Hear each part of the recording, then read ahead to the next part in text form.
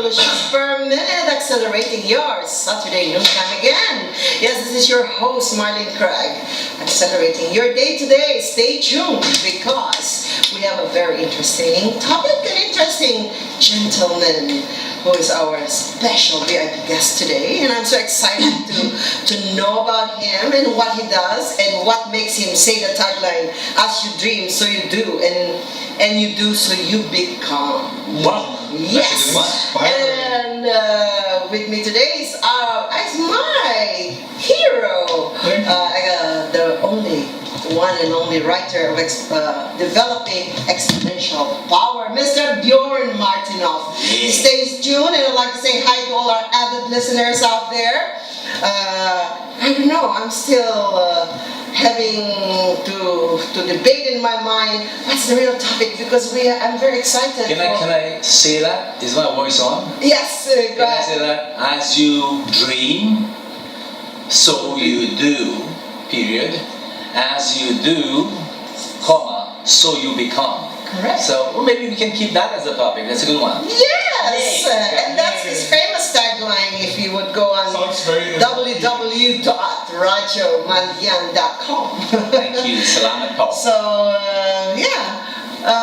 before we hear again the beautiful voice of our guest, let me give you the microphone to my co-host, Bjorn Martinoff. Author of Develop Exponential Power. And I'm very excited. Thanks for the warm welcome, Marlene. I'm glad you're back from the Christmas vacation last time already. And this is going to be a good show. Because, one of my dear friends is with us here, Raju Mandyan. Bam bam. Bam bam. Is that your name? Bam bam. Like Bam Bam Makino? No, that's not. It's just that, I'm here, so we're going bam bam. Oh, okay. Nice. So Raju is a famous author. He wrote 4 books, with the 5th in the making and a 6th in incubation or something. Dreaming. Yeah. Raju is a famous international speaker. He's very active in the Philippines and in India. Also in Bangladesh and Pakistan, or not so much? Not famous author, just author, not famous. Oh, so to be famous. Just humble author. No, but I think that book, Heart Humor? There are 4 of them. There are 4 books of that. The Heart, what does it mean? Heart? The first one is the Heart of Public Speaking. The second one is the Heart of Humor for leaders. The third one is the Heart of Story. And the last one is for salespeople and sales coaches. It's called the Heart of the Close, as in like close a deal. And those are the books that public speakers should have. Those are the books that business people, leaders, managers need.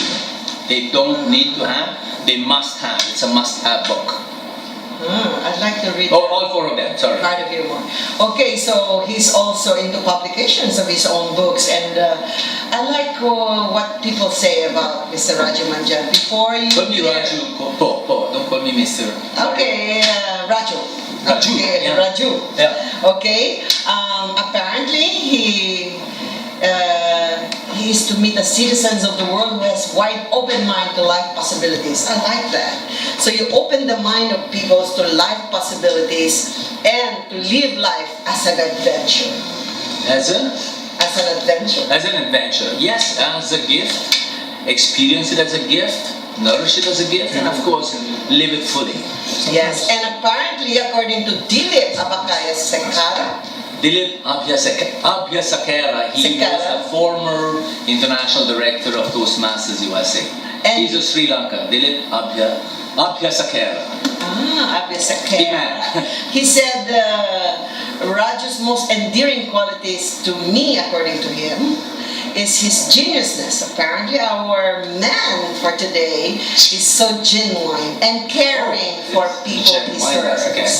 And apparently it was his pleasure to endorse you as a trainer, as a speaker, and an author who has openness to people and connect with any culture or individual. Well, let's talk about the guy who's speaking on behalf of me, Dr. Dilip, as he calls himself. He's a Sri Lankan who moved to the US 100 years ago, and his wife, I think it's Carol or Susan, and he has a couple of kids, and he's a good man. He's a good Christian man, and he lives within the US of A as if he was a citizen of the world.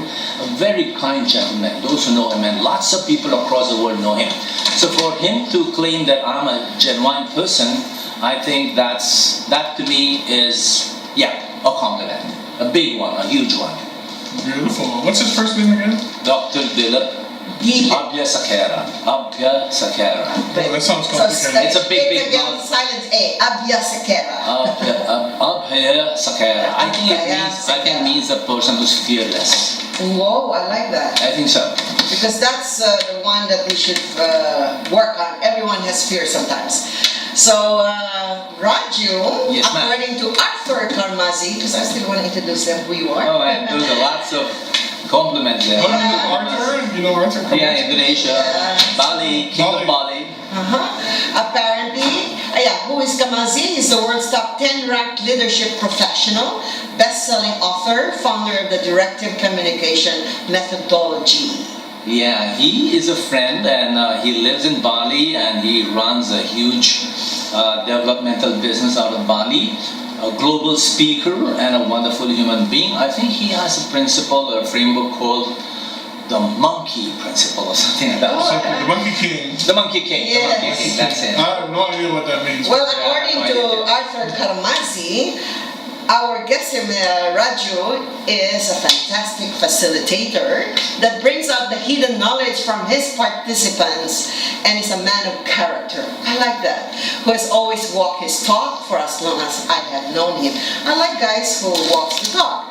Because in my question, I have prepared a question later on. Okay. I'm going to ask you whether what you have become, that is a very successful author, public I speaker. wouldn't want to claim that I walk my talk, because when someone walks his talk, he can't be a judge of it himself. I cannot claim that I walk my talk. And but people say so. Yeah, well, sometimes, if people say so, then they must sustain that statement, that feeling, that opinion about someone. And for the person who's walking the talk, it's a leadership burden. That means I have to be cautious, careful, crispy, squeaky clean all the time, even though I am alone and nobody's watching. So it's a tough thing. Sounds like an integrity thing. Yes, the integrity thing. I can't claim it. I can tell you that all of us struggle for it, and I also, in my own humble way, struggle to walk my talk. Yeah, nobody's perfect, right? People are perfect. I think they just become Except for Marlon. Yeah. Oh, except for you, of course. I think people are all perfect and beautiful. I think they just become a bit more beautiful every day. I'm progressing because I'm willing to learn every day. Yeah. From you guys, my mentors, Bjorn Martinoff, and now I have a new one. Reading your background, you've become one of my mentors. I'm going to read your books. Okay, so Did you bring any of your books? I thought this would be radio, not TV. So sorry. But nonetheless, You can find it on Amazon. They're very cheap. I'm good at description. Even there's no TV, I can describe 4 books. and get excited with those books. Galing sa puso po yun. That's good. So, from our friend Roland Sullivan, our famous original 100 Chains agent, Oh my God. transformation agent. Our friend Roland Sullivan Maybe say, oh my says, gosh. Well, he's a doctor, he's my guru, he's a yogi, he's a big time man. yeah, he's a master, Okay. So, according to him, Raju is a fantastic communicator. He's a joy to be around with. I can already feel the energy. And he told them you're full of energy. Oh. And I can feel that energy in meeting Mana sa Diyos, as they say it in Tagalog. Gift of God. Great, to have that energy. Yeah, I think so. And that you can transfer it and it can be felt. That's really a gift. I think it's a gift. It's a blessing. It's a huge blessing. Anyone with energy, I think that's a massive gift. Yes, and according to the Roland Sullivan, our man here, Raju has the highest values. He has desire to continually develop himself and others, which should be. How about you, Bjorn? Do you still want to develop yourself continually? Well, that's a never-ending goal. Correct, right? I think when you find out that there's 1,000 levels of angels in heaven, then I think development doesn't end on planet Earth. Yeah, because it continues on the other side. Right, because we have to adapt to change. And the only permanent thing is if change. even angels can go through levels of growth, I think we as human beings can never be so stuck up to pretend that we've arrived, Yeah. A former Filipino resident, but a Filipino of great stature, a lady called Carol Esguerra Colman. Yeah? Now she's Colman. And she wrote a book last year called Carolina Cruising. She was the former deputy director of BIR, and she lives in the States. She claims that Raju, as a human being, as a searcher, as a learner, I'm always standing on the shores of an ocean, picking up pebbles, thinking I'm picking up a lot of treasure. All I'm doing is picking up pebbles, but I'm always standing on the shores of an immeasurable ocean. Carol Esguerra Colman. Sorry, I forget her last name. Carol Esguerra. But it should be like that. Standing on a wide ocean, there should be no limitation of that Absolutely. ocean. Like a pool of knowledge. Yes. All right. So therefore, he said, he's an outside expert, good in stimulating and motivating a room of people, and great at making system. So, and he's happening to be a TV star. That's in the resume now. Okay. It's not active anymore. Maybe, you never know. The world keeps changing. Because we heard, right, you were both in GNN? Yes, I did for 3.5 years. I did about 250 interviews. Wow. And the show was called Expat Insights. It's still called Expat Insights because it's still active on the net. And I was on that show, and thanks for having me on that Yes, show. the biggest coach in the world. Thanks a lot. In your website where it says you are good at unleashing an execution of excellence. Well, I try. I try very, very hard to bring the best out of people for themselves. Yeah. Not for any commercial purpose or to serve somebody else, to serve another master, but to serve themselves. So Bjorn does the same thing. I think Bjorn's beauty lies in doing that. That means he chooses a human being, or they choose him, and he makes them bigger than who they are. Correct. Or he makes them as big as they want to be. Correct. Yeah? Because it's very individual, yeah? So like you say, you let your own light shine, but at the same time, we unconsciously give other permission to do the same. Well, that's not me. That's a lady called Marianne Williamson. Marianne Williamson. Yeah, that's not me. I wish I was that lady. Sorry. I'm not even a On the lady. show sometime. We should invite her to be on the show. Marianne Williamson from Maybe on the Return to phone. Yeah. So according to her, so the same way, right? So this is one of the lady that you. Well, it's one of the authors and thought leaders that many of us admire in my profession, and all of us quote her. Not just us, but even the late great Nelson Mandela quoted that whole poem, and after that it became extremely popular. Yes. So let your light shine through, because you're not supposed to hold yourself back. The moment you unleash yourself, you help others unleash themselves. Yeah, because if you're a light, and anything that you speak about that's true is a light. So if you go into a room, you're a light, automatically you light the rest of the people. You make it brilliant. Yeah. Correct. And to continue that, he said, as we are liberated from our own fear, our presence automatically liberates Absolutely. Yeah. You others. unleash yourself, you unleash the rest From of the Marianne world. Williamson. So, without further ado, Mr. Raju Mandyan from Pune, which is next to Bombay, apparently. Pune. Well, it's almost becoming Bombay now because Bombay is growing so big. No, with you there from being Raju Mandyan from Pune, that's already Bombay. Okay. Better than Bombay, right? Or Oh no, it's a good town. It's a beautiful town, and it's become a little crowded like all towns in the world. Yeah, but it's beautiful. It's How called. many thousand people? Oh, gee, I do not know. Maybe about 5 million. 5 million. That's a Yeah, I would say so. That's too. I thought it was a little town, but it doesn't sound like it. City. that's almost the 3/4 population of Denmark. 5 million. And no, but the city of Mumbai or Bombay is about 35 to 50 million. Yeah. It's like New York. New York is almost 60 million, right? 60 million people move in and out of New York, I think. Oh my God. That's like half of the Philippines, baby. In one city. Alright. One huge city. Yeah. So, can you tell more about us where you studied? Well, I studied such a long time ago, Marlene, that I don't remember. Was it in India? Yes, For I elementary studied. grades? Well, I went to school and I did engineering as my graduate work. No way. Me too. And so I'm kind of mechanical in my thinking, like a square, That's like a a good thing. square. And so there we go. So I'm an engineer. Then I became an entrepreneur for 20 years in the Philippines, Maharikas.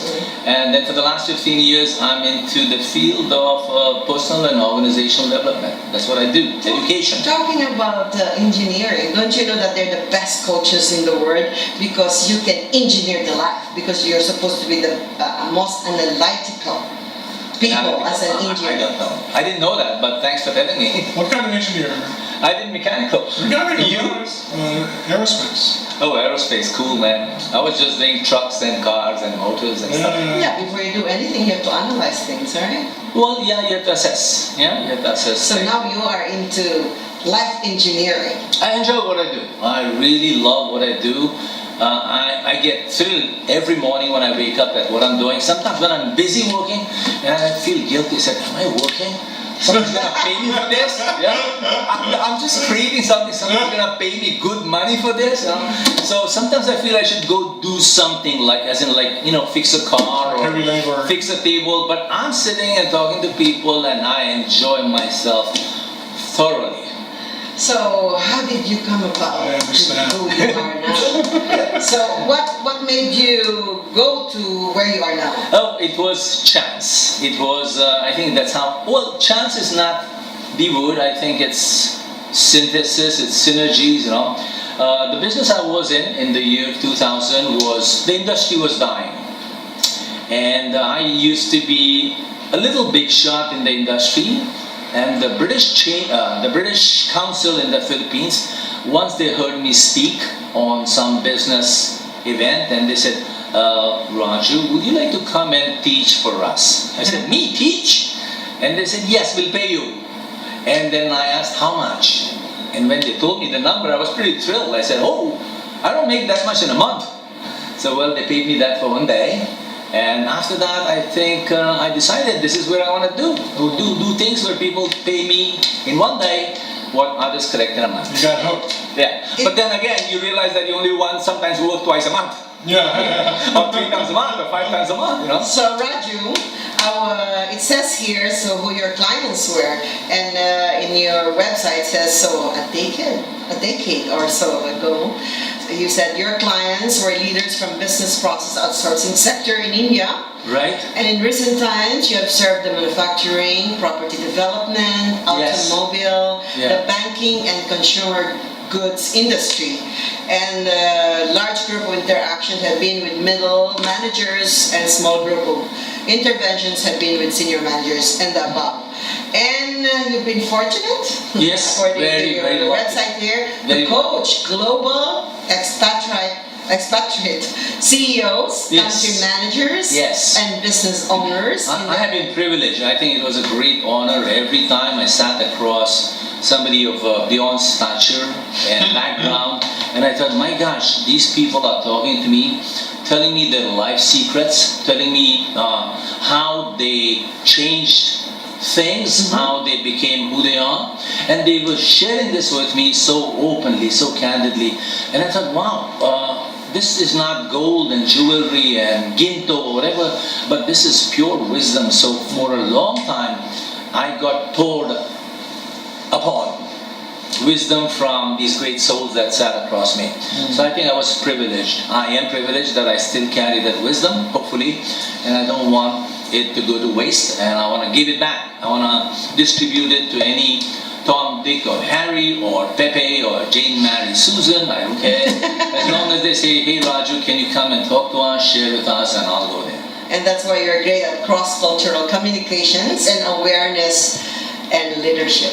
Thank you. I mean, that's an area, Maybe just for the listeners' information, he has worked with Unilever. I mean, your clients were Unilever, Kimberly-Clark, Emerson, Coca-Cola, Fujitsu, Intel, Oh, that's a long time ago. I can't. There's so many, modeling. Those were just some companies that I mentioned, to name a few. Currently, I'm looking forward to work with Mercedes-Benz and Volkswagen. Is that the right way to pronounce it? Those two Volkswagen. are Volkswagen. Germany. Yeah, he's a German man next to me. So he's from Mercedes-Benz, by the way. So hopefully I get a little assignment from these two companies, and I'll be very happy to serve them in the coming months. You mean do the same way, like organization development, or inspiring leadership? What our job, our work is so fluid, so tailor-made that we go in and we understand what business they do, what their people needs are, what their developmental needs are, and so we put together a little recipe for them, and then we bake the products for them, and then they like the cake, and sometimes they thank us for it. So we cook, we create stuff for them. So it's never something specific, whether it's in the area of management or their executive development or leadership development. We never, or sales and marketing. Yeah. Oh, I think I need you. Bjorn. I need you to market our companies and our shows. All right, so that's how you have become. Right. And how did that dream start? So you got inspired because you spoke to a crowd one time, and then they started. Well, the first time, as I mentioned, that was a chance thing. That was a commercial chance thing. But the fact that my spirit liked it so much, and over time I realized that that was just lining on a dark cloud. The first thing. Beyond that, it's not easy. If sometimes it's like when you're a newbie into any business, you think, wow, it looks beautiful, but there's a lot of hard work. So after that first interaction at the British Council, I must tell you that I have put in blood, sweat, and tears, pawis at dugo, in this profession of mine. But I enjoy it. So it nourishes my spirit more than it feeds my bank. Today, no? In the beginning, I thought it would feed my bank better, and what the heck, I didn't know the spirit part. Huh? But today, I think it feeds my spirit a lot more. I think it makes me a better human being. I can't claim anything else. It just improves me every day. And the thrill, the excitement, the adventure of doing something wonderful for others. Would you agree, Bjorn? Yeah. Totally. So that's the reason what made you. That was the what. Yeah, that's what keeps me here. That's what keeps me here, and that's what will make me die here. And how did you do it? So how did I sweat, bleed, and pawis at dugo? Well, I read in the beginning. I used to mind map, and I used to pick up a book, and I used to splice it open, cut it open, chew it, make it into a juice and drink it. That means every book I would read it so often from different angles and different perspectives. Then I would talk about those books. And I remember the first few books that I read. I read the 21 Laws of Leadership, John Maxwell, gifted to me by a good friend of mine called Peter Kairos, elder brother of John Kairos. Peter Kairos, who now runs the 700 Club out of Alabama. So he gifted me. He said, Raju, read this book. So I read that book 21 times. The 21 Laws of Leadership. Yeah. Then post that, I met a gentleman called Daniel Goleman, and he gifted me with a book called Primal Leadership. You have no idea how many times I've read that book backwards, while sitting on a toilet, while riding a bus. And Mapua, Michael Chua, Johnny Pawe-Uy, Katrina Letargo, Pat Pasqua, a friend of mine, Patricia Pasqua, who's not here anymore. Another guy called Tiny Defensor. These are friends who just came in and they said, Raju, here's something for you. It'll work for you. Here's something that will become a part and parcel of the crazy compilation that you are. Yeah, so lots of them. There was a law of attraction. You started something, you got into it, and things became. You're right. As I dreamed, I was doing, and then I was becoming. Yes. I'm still becoming, by the way. And the universe was arranging things for you. Yes. And all these people, I swear to you, if there was a way to thank them beyond just using words, I would. All these, there are more. Recently, in the last 2 or 3 years, Mr. Bo Sanchez, I mean, the world knows him. So I hover around him a couple of times and I pick up a lot of stuff. His best friend, a guy called Dean Francisco Lampid, no? And him. And then his barcada, a guy called Carlo Calimon. Then Butch Bartolome. And then Jojo Apollo. These are friends of mine. Every single month, every other day, they give me something that makes me who I am, makes me become who I am, helps me become who I am. Okay. Thank you, guys. You heard me. Yeah. Aside from this inspired gurus, were there anyone that inspired you personally? Individually, as in like one single human being. Yes. Well, they're pretty big. No, one is a speaker friend of mine from California. He lives in a county called Thousand Oaks. His name is Jim Cathcart. Jim Cathcart. I hope I'm pronouncing it right. And he has a book called From Acorns to Oaks. Acorn, the seed of an oak. And he has a book. And he is now blessing me from far. So he's one of my inspirations. And then a movie star in Bombay. Ooh. He doesn't even know I exist, but I think he inspires billions of people, and so I'm one of them. And who is this? His name is Mr. Amitabh Bachchan. Bachchan. Yeah, Amitabh Bachchan. Yeah, he's 73 years old, and he just released a movie which is a big hit now. Which one is this? This is called the Wazir, as in like the queen from the board of chess, or in some words, it's called the queen, the player, it's called queen, it's called minister in some languages. So in India it's called wazir, as in like lieutenant colonel. What's about becoming? Who's Raju becoming? Oh, who am I becoming? I think I'm just becoming sparse. I'm just becoming part of the ocean that lies ahead of me. Remember we spoke about the ocean that lies ahead of me? I think all of us are becoming that. Now all of us are becoming part of that ocean of love. All of us. Doubtless, you know. We're all having an Oprah moment. You're having an Oprah moment? I've never watched Oprah. Well, I'm a big fan of Oprah. I probably watched. But I am. I'm not. I mean, I've watched a couple of shows. I think she's great, but I haven't watched. So I think we are becoming part of that huge ocean of love. And all of us, some are rushing into it big time, some are scared of it, some are staying on the shores, afraid to go into that ocean of love, some are deep into it and enjoying it. No? Why do I call it that we are all becoming a part and parcel of this ocean of love? Because I think that's where we came from. And let me recite a conversation I had with Mr. Bo Sanchez, no, who is very popular. This was about 2 months ago, or maybe 3 months ago. We meet twice a month, and I'm not very regular in that meeting. And the talk was about the creator, the maker. No? And so I questioned him. I said, what is the creator? What is the maker about? What is his nature? Who is he? And our conclusion, both of us and people around us, is that nature and his essence and him, or the maker, is love. Right? Love. So I think we are all part and parcel of that creation. We are all part and parcel of that divinity.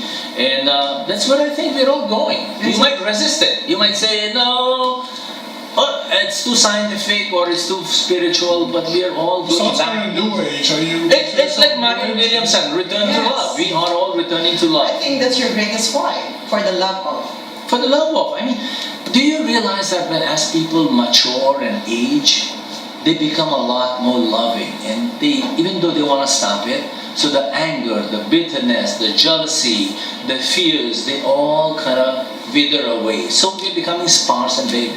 Is it because of the wisdom? I think everything is experiences, wisdom, it's blessings from others. Development of good characters. But I think that's the process. That is the process. I think when you have... by the way, did I go overboard with this kind of answer? Was it too long, too short? No, it's good. Okay, this is the end. It's good because we would like to learn from you. Because I feel you... And for the listeners. Yeah, because I hope someone's listening. Someone listening here? Hello. For me, especially for me, reading your background, you are a celebrity to me. You are. Celebrity is a very tinsel word. I think it's a very synthetic word. I'm just a dude. I'm just a person. I think I'm just a person. I can go down and eat fish balls and I'll be fine. Celebrity is the common word that people understand. You become a guru. I don't subscribe to those words. I just think people are good and people are working towards being good. Simple. I think you are on the way to guruship or mastership. Guru Raju. So Sri Guru Raju. Forget it. So the what we have answered. You have answered the how. You have answered by reading and so can we stop talking about me? Can we talk about you? Him. No, because Guru you. the why is Guru for in you. the So love. maybe we talk about that. How to bring out the Guru in you. How did you bring out the Guru in you? First thing, I don't claim to have brought out the Guru in me. I think what is coming out is the disciple in me all the time.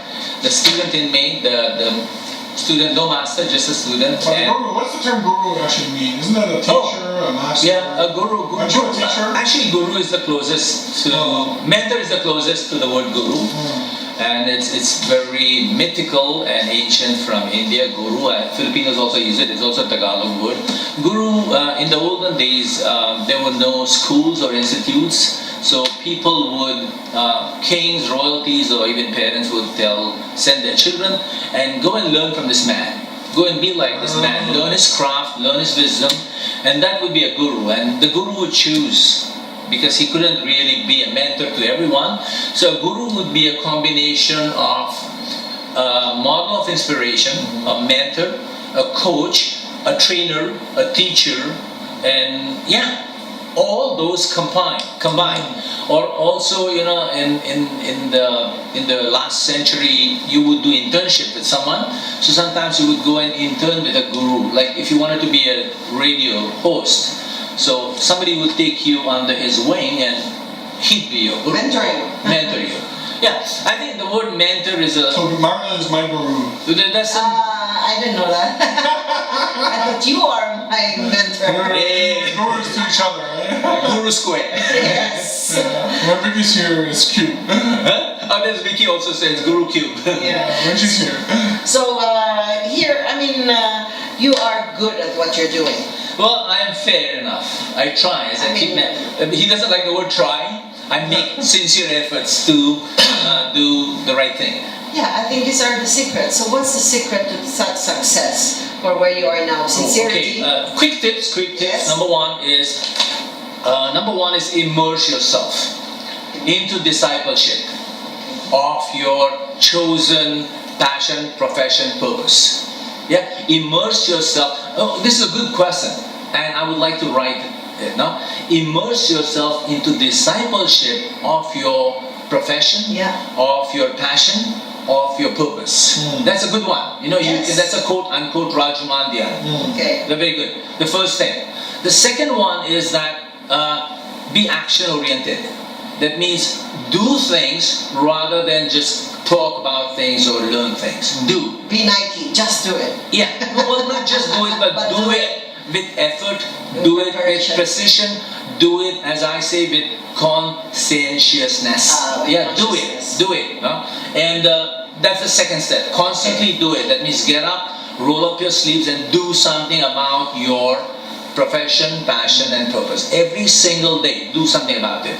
The third one is that if you don't see results or success, do not sadden yourself, do not condemn yourself. Just go on again one more time. Because remember, you are part of a complex world. You are part of a large system. No? And so if you do something and you don't see results or you can't measure it right away, wait. In time, it will be measured. It will be recognized. In time. Whatever you do, you could be a great DJ, radio DJ. No? In time, it will be measured. It will be appreciated by what surrounds you. Yeah? That's 3 tips already. Yeah. Number 1 is immerse. Number 2 is do. Number 3 is wait for results, wait, The fourth one is when you're doing, and this is actually surrounds it, I call it system thinking. That means whenever you're chasing your passion, doing your passion and waiting for results, be sure that you create no harm to your systems, to your brother, to your sister, to your wife, to your father, to your mother, to your friends, to the whole society. See that you create no harm. Because if you are chasing something and you're creating harm, it won't work because it's a larger system than you. Think of it. It's the ocean. Yeah. And a drop of water can make an impact, but it cannot change the ocean. The ocean rules. Yes. Oh. Man, So how do you, you said, in discipleship, how as a disciple does Raju choose a guru? Oh, how do I choose? Number one, the person should make me feel happy and light. Yeah? No matter how heavy duty his thinking quality is, no matter how heavy duty. So he might be the Pope or the Dalai Lama, but if in his presence I do not feel light and I do not feel him having open avenues to him, then I won't choose him. I don't mean the Pope and the Dalai Lama. I'm just saying that because it's not a lifelong relationship with the Guru, right? We journey together, we are both travelers, and so sometimes we share a journey. And he, being a third my age, might be good at something, and if I want to learn this, I'll immerse myself and trust him totally. So there must be a symbiotic energy, positive energy between. Symbiotic is a nice word. So that's the first step I would do. And then I'll choose the whole person. I'll see that, most people are bent, not broken. That's a song, by the way. Bent, not broken. So some people are bent. In many ways they are bent. No, but trust me, no one is totally broken. So there you go. They might be bent. I would forgive them. The Pope, he might be bent in some ways. He might be going out and drinking a lot of Coca-Cola. Who knows? Right? That might be an addiction, no? Or the Dalai Lama might like to wear some kind of chinelas that are expensive. Who knows? Sorry, Your Excellency, Your Highness, So I'm just saying that's how you choose. So, so immersion, you're immersing oneself into discipleship. Yes. So the do the action. Yeah, be action-oriented always. Consciously and constantly. When I say action-oriented, when you do things, see that they create value. Correct. Not just for yourself, but for someone external. Like in our workplace, me and Bjorn, of course, have clients, we have customers, we have students, so we have a lot of stakeholders in our life, but some people don't have that. So you need to find someone that you want to do good for. So your biggest why should be for the good. Yes. Others, not you. Yeah, outside of you. Yes. Outside of you. And the impact is inside, by the way. That means when I help Arnel, is it Arnel? Alain. If I help Alain, it will benefit me too. It will, absolutely. He helps me. That's the law of karma. Yeah, it's the law of exchange. Yes, law of exchange. Cause and effect. Cause and effect. Yes. So, and then if you want to see a result, and if you don't see a result, just hold on, do it again. Delay your gratification. You don't need answers today. There are so many answers. But you continue doing. Yes, absolutely. Do not stop. Yeah, of course, analyze, assess yourself, did I do this right? Okay, I don't have responses yet, but I feel right. Yeah, to me, intellectually, emotionally, spiritually, it's right. I keep on doing it. Tomorrow, I will get results. And that's where maybe you progress yourself in that number 3 by get some inspiration from others who've done what you've done. Yeah, there's so many ways. Look, my friend, Mahatma Gandhi. Not my friend, but let's say he's a Kababayan. He was a Kababayan. He claimed that man is the center of an ever-growing circle. Yes. Right? Ever-growing circle. I changed that. I think he didn't know his geometry well. Mahatma Gandhi, forgive me, Bapuji. I think a man is the center of an ever-growing sphere. That means it's not two-dimensional, it's a three-dimensional world. It's constantly growing, constantly inspiring you, constantly reaching out to you, taking from you, giving to you. Constantly, no? So whatever form, it gives and takes. That's why you have to respect other humans, because you might be able to give and take. Yes. And when you give, you get. Thank you. As they many say times in more than Kabbalah, what you gave. in Kabbalah they said when you share, What's Kabbalah? when, It's ancient wisdom. yeah, it's the science of spirituality. The science and logic of spirituality. Science and I call logic. it. Okay. And they said that when you share, that's when you share is when you with your open hands. So when you give and you have open hands, things come in instead of this. So Gotcha. it's giving. So yeah, and then number 4 is what is this? Taking a passion. No, the fourth one was be conscious of the sphere. So be conscious of the impact you have unconsciously on others, on other systems, on other beings, on other relationships, on other connections, partnerships, associations, you know. That when you are working on the things that you like, when Correct, you're working your passion, make sure you create no harm. Absolutely, you stay benign. Before we continue, we'll go for a small break, fast break. Lunchtime! Philippines. We'll be back. Fishball time! We'll be back for more with Mr. Raju Mandyan. Sige po!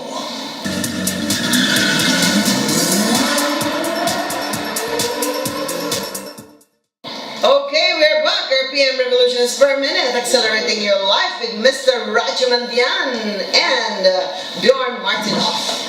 And me, it's MK. So, Raju here, let's go on a little bit, not too serious. Let's talk about life lessons.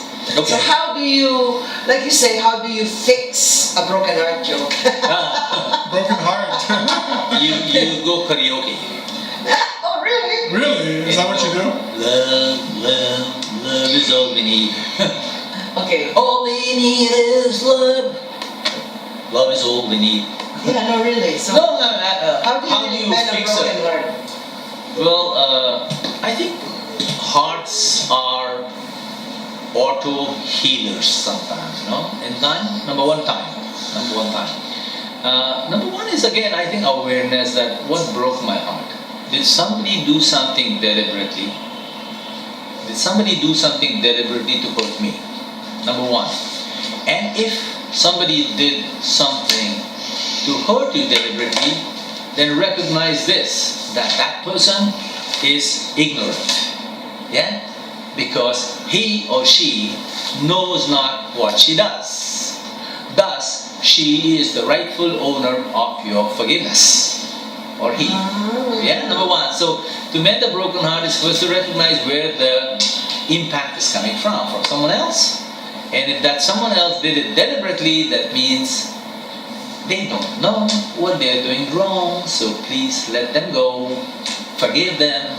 Right? You go and tell them that you were hurt. Let's say first, okay. Then the other thing is, it's okay to express to someone who has enough IQ and EQ to understand, or SQ, to understand that they hurt you. So you can, if you tell them, but if they don't do anything about it and then they deny it, you'll be hurt more. So you have to recognize whether they have enough IQ, EQ, and SQ to tell them. Then you tell them, kaibigan, or darling, or sweetheart, how you behave or what you say is masakit to me.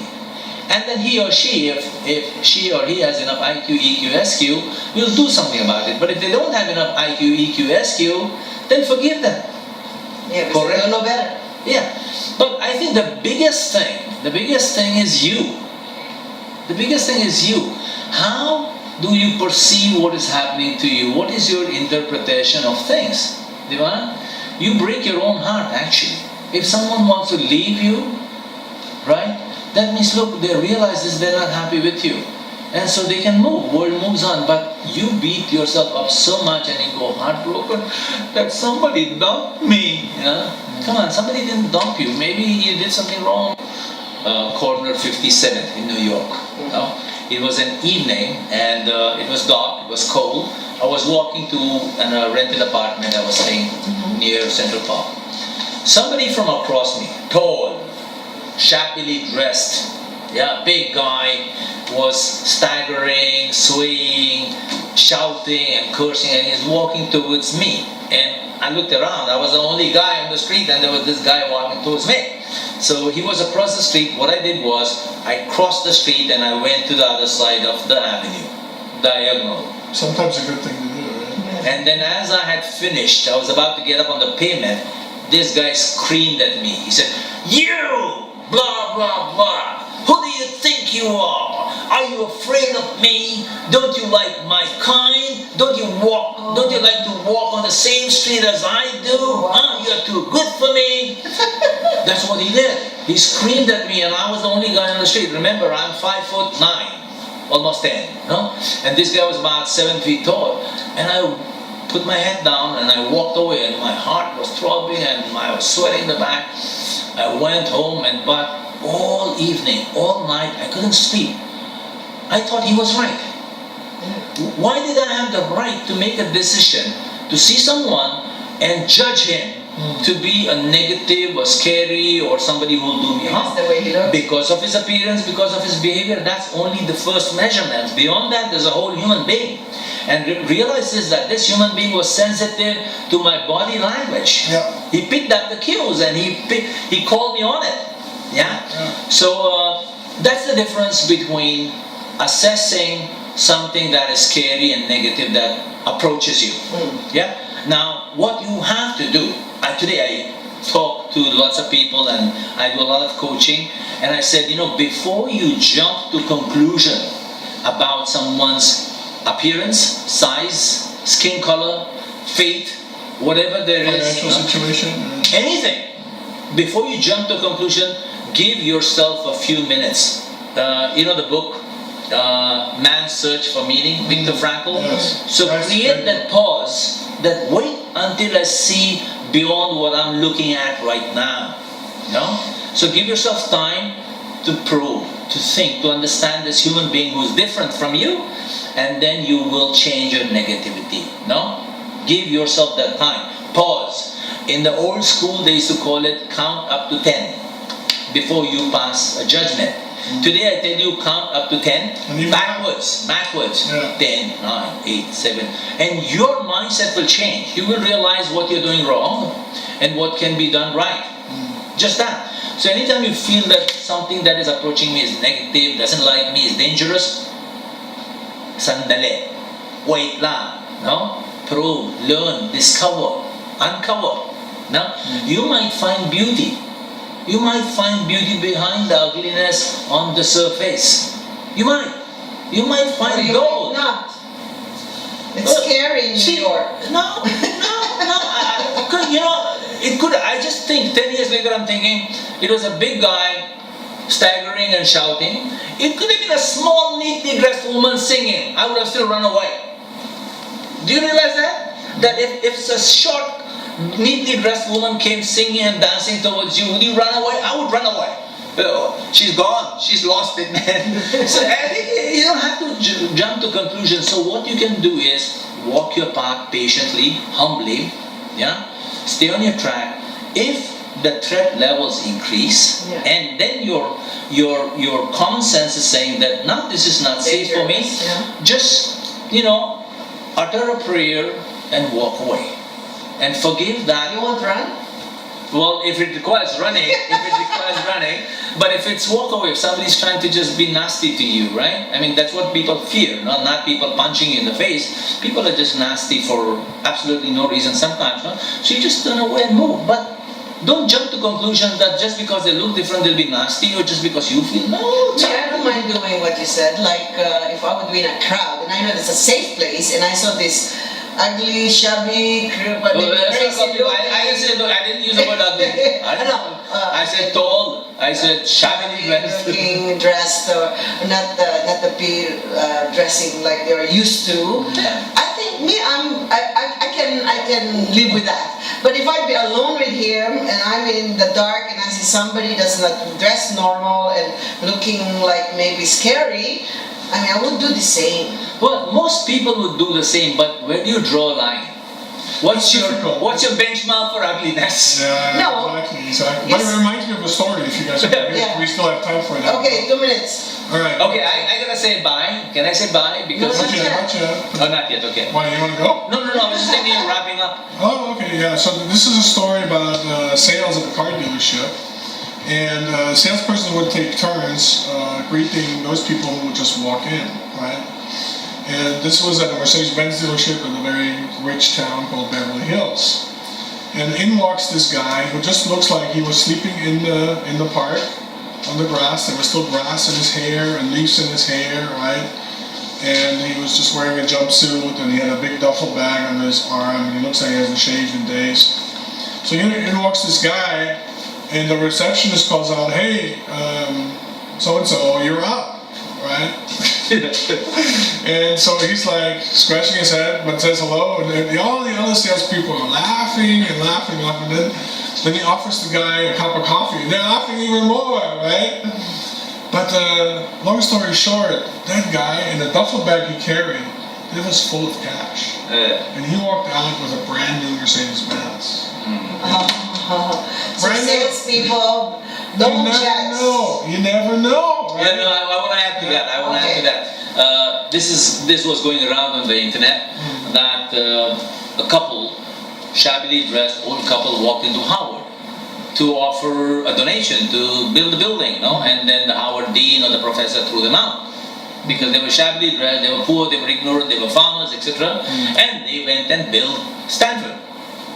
Oh, really? Oh, yes, I heard that. You heard that story, right? Yes. So there you go. I mean, you can find. What I say is, you can always find an oasis in a desert. You can always find a pearl inside a clam. Yeah. So never judge people for how they look like, or their colors, or their sizes. Anything. Yeah, this guy's so pogy, I could be scared of him. But I know what you mean, But pointing to our camera person. In a group, He's handsome. if I would go to a room and I see a guy like he doesn't look. I didn't know you were into guys. Like look scary or something, and the only seat is that seat next to him. I don't mind. I could do it. Good for you. And then start to converse with the guy because I want to fight my fear. Then I want to know more if this guy is really scary or not by knowing more about him. Right? Okay, in a nutshell. Mr. Raju Mandyan. In a kasoy. In your blueprints of success. Yes. What can you say to the people? I think that was a good quotable quote was immerse yourself into discipleship of your passion, your profession, and your purpose. Immerse yourself into discipleship. That means never claim that you know it all. No? I mean, any profession, any industry. I have been in three industries. The engineering, mechanical, the global marketing and trade, and now in the people development, three different professions. And I swear to you, in each one of them, I was always standing on the shores. So thus you can immerse yourself into the discipleship of anything. I mean, camera people there. I mean, I don't even know the numbers of cameras, think of it. Yes. Anything. So I think immerse yourself into discipleship of everything. So make learning your mantra. Yeah. Make continuous learning your mantra. And never claim that, oh, I have learned it. You have never learned it. It's never in the past. Yeah? It's always present and future. It's a present continuous. You are learning. Yeah? So I think that's the core. I think in a nutshell, I would like to end with that. That immerse yourself. One more time I say it. Immerse yourself into discipleship of your passion, your profession, and your purpose. I think 3 P's and sink. Yeah? Dive. And make sure you don't hurt anyone along the way. Everything else, but just immerse. Because in your immersion, in your discipleship of passion, purpose, and profession, you will learn not to create harm. You will learn it because remember, it's a purpose, it's passion, it's a profession. And it's all surrounded by love. Yes. Okay. Hallelujah. Thank you, Mr. Raju Mandyan. I will immerse myself into discipleship of being who should I be. And I still learn. I've discovered many passions. Passion for hosting, passion for cosmetic industry, passion for beauty, passion for politics. That's my new passion, but I don't know whether that would promote more into discipleship or finding. You don't know. It's very expensive. Okay, Bjorn Martinoff. Alright, it's been a pleasure having you, Raju. Thanks very much again. Maybe someday we'll have you join us. My pleasure. This was fun. Next time you have me, let's talk about how to fix cars and how to iron a shirt and how to comb your hair. Really? Simple stuff. Then you should come next Saturday again. How to put on Makeup. a nice shirt. How to put on a nice shirt. Yes, that too. That's the whole thing. Let's talk about next time if you are in the metrosexual man. Oof. Are you one of those metrosexual men? I'm a dude. Dressing him like that's metrosexual already. Hey, come on, this is a t-shirt and a jeans. Yeah, that's metrosexual. Looking still accepted. Is that even still a word? I think that's already phased out. No, it is metrosexual, they call it. Sige po, paalam. Thank you, God bless. Have a Philippines, for great tuning weekend. in. Bye-bye. Thank you, and stay tuned for Equal Justice.